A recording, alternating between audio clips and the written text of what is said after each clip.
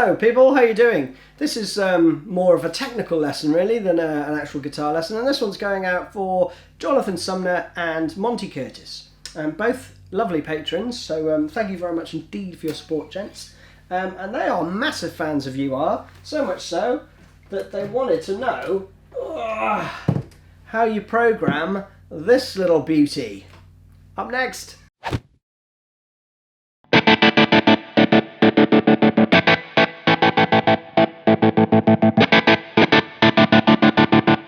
So as you may or may have not guessed, this is a drum machine, which was used by Matt Cameron to get that choppy effect in UR. You can use it for lots of other stuff as well, but more on that in a bit. It's a Korg Electribe ER-1 Mark II. Now, I have done a video on how you play UR, so I'm not going to go through UR in that. You can check out the other video in the link below if you wish. But this is more how you set this up so you can program it in. And over at Patreon, I've also put up, and on Instagram actually, I put up the patterns that you need to program in. Now, Monty and Jonathan, there is a way I think of dumping out all the data via some MIDI dump.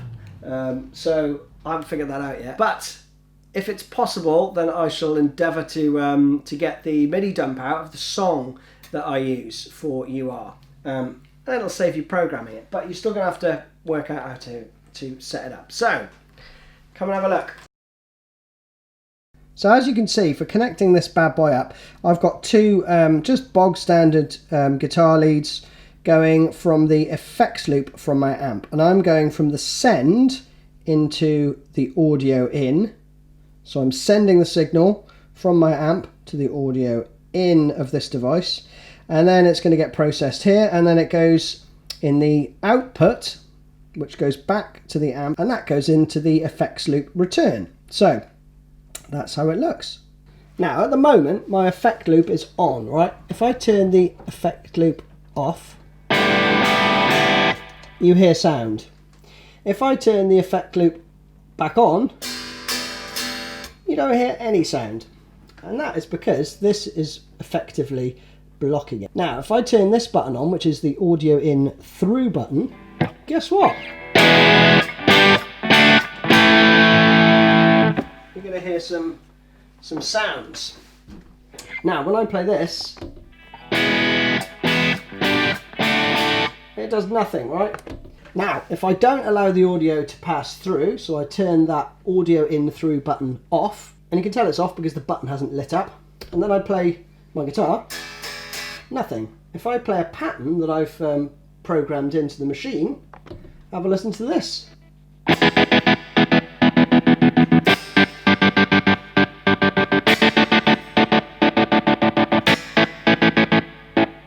Okay, and you can see that this is a 4-bar pattern, because look, as it cycles through, you're going to get 4 bars with. And these, 1, 2, 3, 4, 5, 6, 7, 8, 9, 10, 11, 12, 13, 14, 15, 16, those are effectively semi-quavers in each bar. So you've got 4, 8, 12, 16 semi-quavers, right? So if you think of the pattern length being 1 beat, 2 beat, 3 beat, 4 beat, that's how it works. So I've got a 4 beat bar, and in it, it's got 4 bars. Yeah? So that is a total of, that's right, 16 beats. So we go 4, 2, 3, 4.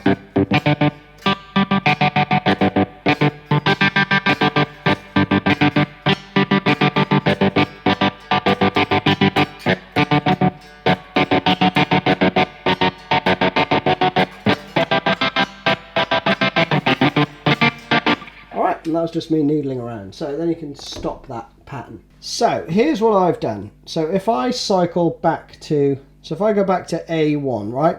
These are my patterns. This is just a 4-bar counting.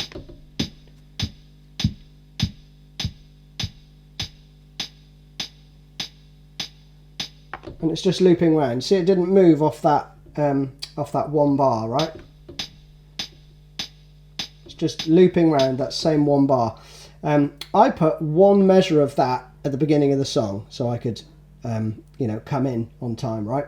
How you sync this up with the actual, to play along with the song, is another video. I'll go into that because you need another drum machine for that, basically. So it gets a bit complicated. But if you just want to play it at home, then this is what you do. Right, so the first pattern, hopefully this comes out, is 4 bars long. And it's as per the rhythm that I put over at Patreon.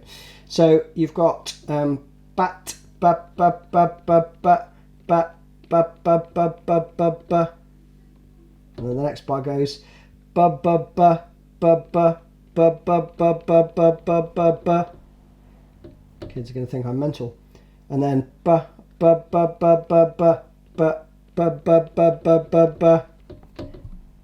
And then that one, right? So basically 4, 7, 16 are blank on the second phrase, and on the third phrase and the first phrase, second, 2, 8 and 10, yeah, they're both the same. So that is a 2-bar repeating pattern, basically. So bar 1 and 2 I put in, and then I just did the exact same thing there. Now let me run through what I did with this pattern. Okay, so this is my intro pattern. It's just the hi-hat, right? And so what I've done is, as you can see, if I go like that, it's not going anywhere because it's just 1 bar. If I press these are the patterns that you can assign, or sounds you can assign, right? We're not too interested in those. What I have though is hi-hat. See, when I press on the hi-hat, all of these light up. And that is because I've got a hi-hat on the first beat. So that's what's sounding out there, right? Now if I put in if I press that to open, you can see there are no open hi-hats. If I put one on the 3 and the 6 and then play it again, then you'll hear that, right? And I press them again and they go, which is fine, right? And you can play them live as well. And you can put accents and all that sort of stuff on them, right? So that's how you get like a basic pattern. But for this one, for example, you'll notice that there's no sound at all, and this one is flashing, right? So if we click on that one, that is because I'm using the audio in. So when you're programming this, let me stop that so it stops flashing. You're going to use audio in 1 because I've plugged this in to audio in 1 here, right? So anything coming through here, any signal coming through here is going to be off whenever these are greyed out, and it's going to play whenever they're lit up, okay? So wherever there is a sound, so dead, dead, dead, dead, dead, that is this. So it's going 1, rest, la, la, la, la, la, rest, etc. Right? So that's it. So you've got to make sure you've got the right lengths and all that sort of stuff. And again, I've put all that stuff up for you, but I will try and get the global MIDI dump exported for you. So once you've done the patterns, so you write all those patterns into memory. And I've basically gone for A1, A2, A3, A4. So we have, that is our hi-hat. So the next one, AO2.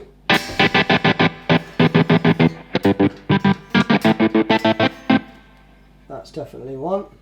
AO3, let's do that one.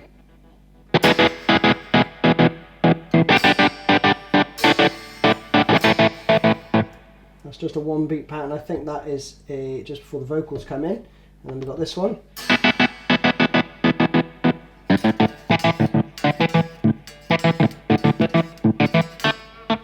And again, I haven't tuned my guitar to open C, so I'm not going to go through all the riffs, but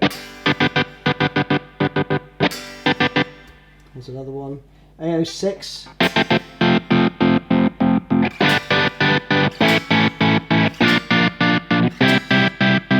That's the chorus, I think. I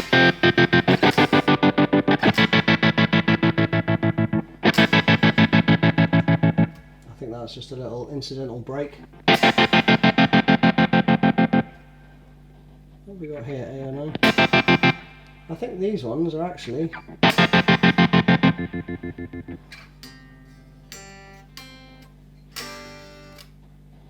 yeah, I don't know what these are. I think these are all just empty. Now, when you come to the song, and I don't want to bore you too much with this, press song, and then I used the first one basically, and then you start to assign patterns, okay? Now, then all you need to do is, if you go to page 34 in the manual, you've got to specify a pattern for each position. So the thing you can do in song mode is you set the tempo, so that's set to 96 beats per minute, which is roughly the tempo of the tune. And that's the count in, and then it starts, okay? So that is going through, and you, in the parts, you basically can go to position, right? So position 1, think of these as little blocks. So all the patterns are just the little chunks that you're going to pop into wherever you want them. So verse, chunk, chorus, verse, chorus, blah, blah, blah. So in position 1, you can see, if I notch this down, so I'm now looking at pattern, it's showing me that I'm playing pattern A01 in position 1. Now if I go to position 2,